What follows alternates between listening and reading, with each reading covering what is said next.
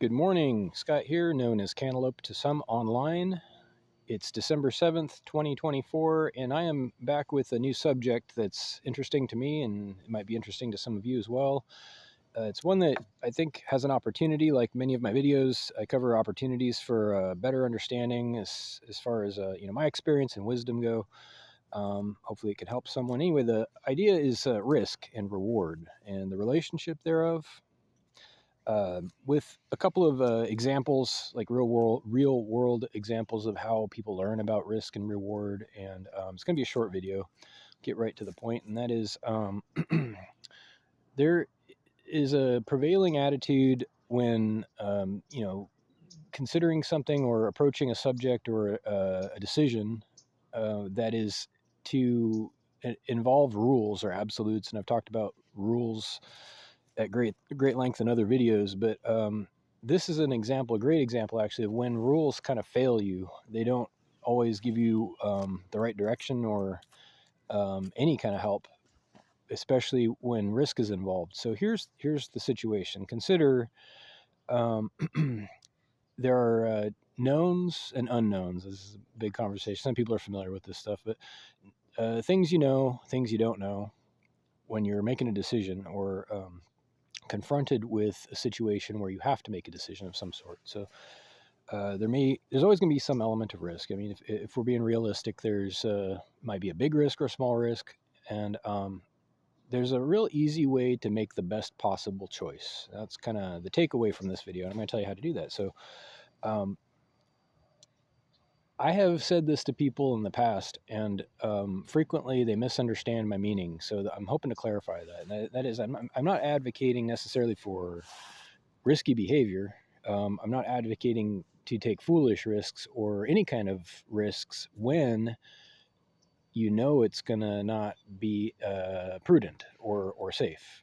So I want to start with that. Safety is important. It's very valuable to keep yourself safe and your family safe, people you care about.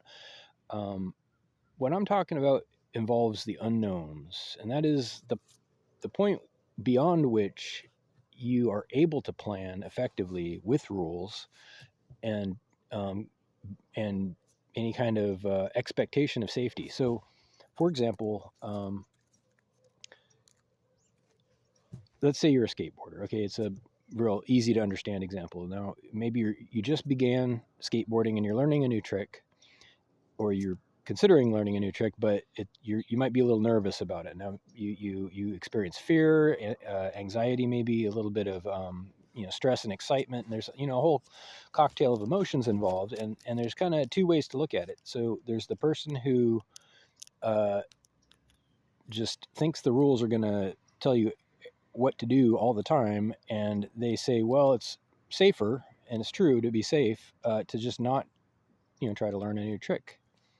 You're safer, right? Well, some of you have heard the expression, it's been attributed to every professional athlete at this point.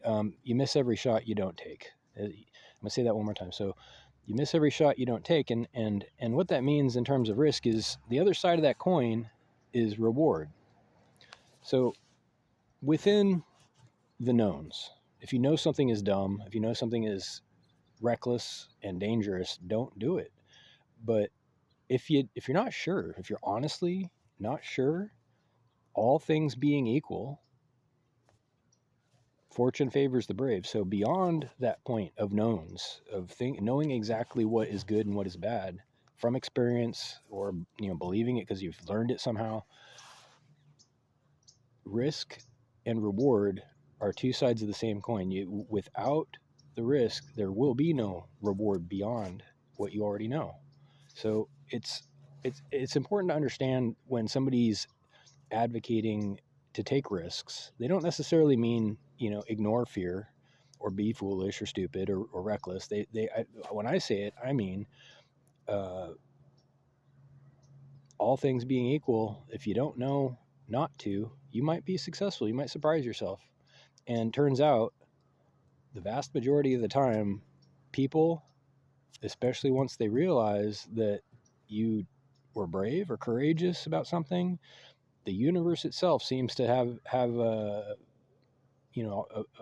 a soft spot for people who try to do the right thing, even when it's risky. When if you know it's the right thing and you don't have a concrete reason not to do it, your decision should already be made, and it's going to be difficult to overcome your fear, but there's going to be a reward.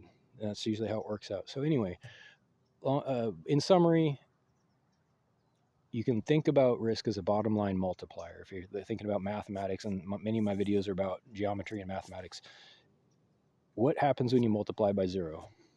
You get 0. So you might not get something besides 0 if there's risk. It doesn't guarantee that you're going to get something besides 0. Maybe your other number is 0. But without any kind of risk, you're guaranteed to get 0 at the end. So that's all I got. Hope you have a good day. Thank you.